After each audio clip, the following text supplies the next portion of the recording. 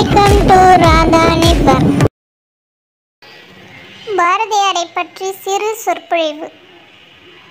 அனைவருக்கும் எவ்வீர தமிழனின் அன்பான சுப்பிரமணியன் என்னும் இயற்பெயர் கொண்டு சுப்பிரமணிய பாரதியாரை பற்றி பேச சுப்பிரமணிய பாரதியார் கவிஞர் மட்டுமல்லாமல் சிறந்த சிந்தனையாளர், எழுத்தாளர், பத்திரிகை ஆசிரியர், விடுதலை வீரர், சமூக சீர்திருத்தவாதி என பல்வேறு பரிமாணங்களை கொண்டவர்.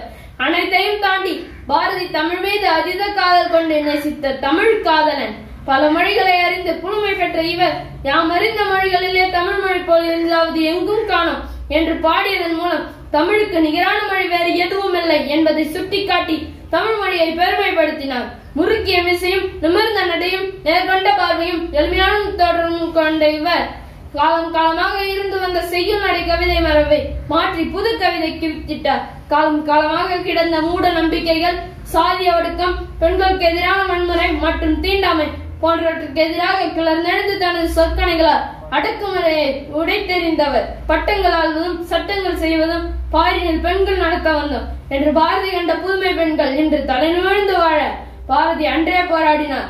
கற்றறியா பாமரருக்கு நற்கருத்துக்களை தன் இலகு நடை கவிதைகளால் கொண்டு சேர்த்தார்.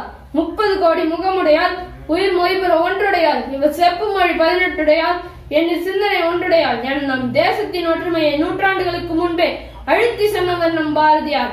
ஆடுவோமே பல்லு பாடுவோமே, ஆனந்த சுதந்திரம் அடைந்து விட்டோமே என்று சுதந்திரம் அடைவதற்கு முன்பே சுதந்திரம் அடைந்ததாக ஆனந்தமாக பாடிய நம் தேசிய கவிஞர் பாரதியார் 1921 ஆண்டு செப்டம்பர் 11 நாள் அன்று இம்மண்ணை விட்டு மறைந்தார். அவர் இம்மண்ணை விட்டு மறைந்தாலும் நம் மனதை விட்டு இன்னும் மறையாமல் இன்றும் வாழ்ந்து கொண்டிருக்கிறார்.